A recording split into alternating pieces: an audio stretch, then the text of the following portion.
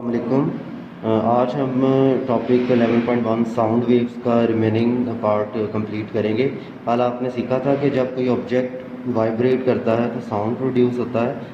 तो हम इसकी वाइब्रेशन को जैसे कि ट्यूनिंग फॉर्क की एग्जांपल ली थी, तो इसकी वाइब्रेशन को आप फिंगर की मदद से फील कर सकते हैं, एक्सपीरियंस कर सकते हैं, या ग्लास में पानी के साथ अगर ये जो ट्यूनिंग फॉर्क की प्रॉन्ग्स हैं इसको वाटर में डिप किया जाए तो स्प्लैशेस उड़ती हैं, जो इस बात की दलील है कि जो ऑब्जेक्ट है, ये प्रॉन्ग्स हैं, ये क्या कर रही हैं, वाइब्रेट कर रही हैं, जिसकी वजह से साउंड प्रोड्यूस होता है। ये ट्यूनिंग फॉर्क एक लैब इंस्ट्रूमेंट है, लैब में साउंड प्रोड्यूस करने के लिए यूज़ किया जाता है। इसके बाद आज जो टॉपिक है उसमें हम सीखेंगे कि साउंड जब प्रोड्यूस होता है तो ये वेव की फॉर्म में एक जगह से दूसरी जगह ट्रैवल करता है। तो ये वेव किस टाइप की हैं, यानी मैकेनिकल हैं या इलेक्ट्रोमैग्नेटिक वेव्स हैं। चैप्टर नंबर 10 में आपने सीखा था कि ऐसी वेव्स जिनके प्रोपगेशन के लिए मीडियम कंपलसरी है, लाजमी है, मटेरियल मीडियम। तो अगर मटेरियल मीडियम ना हो तो ये प्रोपगेट नहीं करती, तो ऐसी वेव्स मैकेनिकल कहलाती हैं। इसके अलावा दूसरी टाइप की जो वेव्स हैं उनके लिए मटेरियल मीडियम जो है वो लाजमी नहीं है, मटेरियल मीडियम हो या ना हो वो वेव्स प्रोपोगेट कर जाती हैं, वो इलेक्ट्रोमैग्नेटिक वेव्स कहलाती हैं।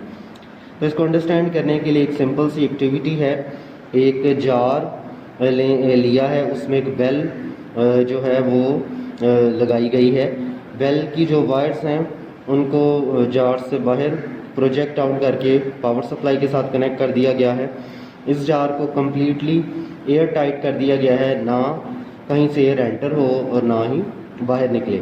इस जार के नीचे एक हमने वैक्यूम पंप एडजस्ट किया है ताकि अपनी मर्ज़ी से हम इस जार के अंदर एयर फिल कर सकें या इसको बाहर निकाल सकें। तो स्टार्टिंग में जब एक्सपेरिमेंट स्टार्ट करते हैं तो स्विच ऑन करने पर बेल रिंग होती हुई दिखाई देती है और उसका साउंड भी सुनाई देता है।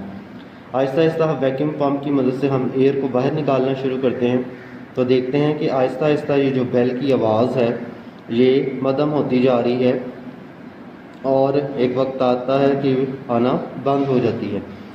वैक्यूम पंप की मदद से जार के अंदर जो मौजूद एयर थी, जो एयर साउंड वेव्स के लिए मीडियम है, वो हमने मटेरियल मीडियम ही ख़त्म कर दिया। तो इस वजह से साउंड की जो आवाज़ थी वो सुनाई देना ख़त्म हो गई।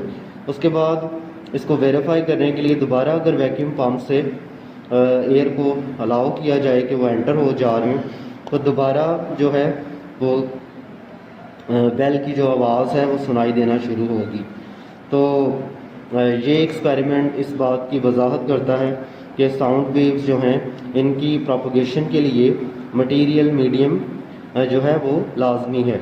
अगर मटेरियल मीडियम ना हो तो ये प्रोपगेट नहीं करती। तो ये क्या है, मैकेनिकल इन नेचर।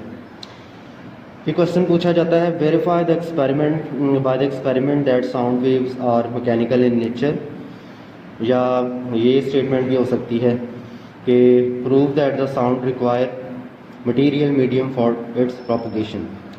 तो उसके लिए आप सबसे पहले मैकेनिकल वेव की डेफिनेशन लिखेंगे और फिर ये एक्टिविटी की हेडिंग नहीं देनी, इंट्रोडक्शन, और ये एक्सपेरिमेंट आप अपनी वर्डिंग में भी लिख सकते हैं। इसके बाद एक और क्वेश्चन भी ये बन सकता है नीचे, जब ये प्रूफ हो गया कि साउंड वेव्स जो हैं ये मैकेनिकल हैं नेचर में, तो आपने चैप्टर नंबर 10 में सीखा है कि मैकेनिकल नेचर की फर्दर 2 टाइप्स हैं, longitudinal waves and transverse wave. तो ये जो साउंड वेव्स हैं ये मैकेनिकल की कौन सी टाइप से बिलोंग करती हैं, लॉन्गिट्यूडनल हैं या ट्रांसवर्स हैं। तो थोड़ा सा मैं रिवाइज कर देता हूँ। लॉन्गिट्यूडनल वेव्स में जो वेव की प्रोपगेशन है वो जो है वो मीडियम के पार्टिकल की वाइब्रेशन के जो है वो पैरेलल होती है। तो अगर जो साउंड की वेव की प्रोपगेशन की जो डायरेक्शन है वो मीडियम पार्टिकल के परपेंडिकुलर हो तो ट्रांसवर्स वेव्स होंगी, और अगर पैरेलल हो तो लॉन्गिट्यूडनल वेव। इसको अंडरस्टैंड करने के लिए भी वही लैब इंस्ट्रूमेंट जो है ट्यूनिंग फॉर्क, उसकी एग्जांपल से वेरीफाई किया गया है। एक ट्यूनिंग फॉर्क है जिसकी 2 शाखें होती हैं, इनको प्रॉन्ग्स बोलते हैं। तो एक जो है उसको कंसीडर करते हैं, एक प्रॉन्ग, इसकी जो सेंट्रल पोजीशन है इक्विलिब्रियम पोजीशन इसको ओ से रिप्रेजेंट किया गया है, जबकि ये वाइब्रेट करेगा जो कि फिगर में दिखाया गया है तो ये पोजीशन बी पर जाएगा, फिर वापस मेन पोजीशन पर आएगा और दूसरी तरफ जाएगा ए। तो यूँ ए के ओ के अबाउट ये ए बी के दरमियान क्या करेगा, वाइब्रेट करेगा। अब एक लम्हे के लिए कंसीडर करते हैं कि जो इसका प्रोंग है ये ओ से बी की तरफ गया, तो ये ओ से बी की तरफ जाता है तो अपने साथ जो एडजेसेंट एयर की लेयर है, ये जो पैरेलल लाइंस शो की गई हैं ये एयर की लेयर्स दिखाई गई हैं। तो ये जो एयर की लेयर है इसको कंप्रेस करता है, तो जहाँ से लेयर्स कंप्रेस होती हैं ये आपने सीखा था लॉन्गिट्यूडनल में कंप्रेशन बनता है। तो कंप्रेशन क्योंकि आपको पता है कि कोई भी जो मटेरियल है वो दोबारा अपनी इक्विलिब्रियम में आने की कोशिश करेगा, तो जब ये रिलैक्स होगी लेयर्स तो ये अपने से एडजेसेंट लेयर को कंप्रेस करेंगे। तो इस तरह ये रिलैक्स हो गई तो अपनी एडजेसेंट नेक्स्ट जो लेयर है उसको कंप्रेस कर दिया, फिर ये इसी तरह अपने से नेक्स्ट, तो यूँ कंप्रेशन शिफ्ट होगा। उसके बाद अगर ये बी से वापस ए ओ की तरफ और ओ से ए की तरफ आता है तो अब एयर की लेयर्स को स्ट्रेच करेगा, खींचेगा। तो अब जहाँ पर जो लेयर्स हैं मटेरियल के पार्टिकल्स की वो नॉर्मल पोजीशन से क्या हो, स्ट्रेच हों, तो ये वाली जो स्टेट है ये रेयरफेक्शन कहलाती है। तो रेयरफेक्शन प्रोड्यूस होगा, तो वो भी इसी तरह जब रिलैक्स होगा रेयरफेक्शन तो क्या कहते हैं अपनी साथ वाली जो नेक्स्ट लेयर है वहाँ पर रेयरफेक्शन प्रोड्यूस करेगा।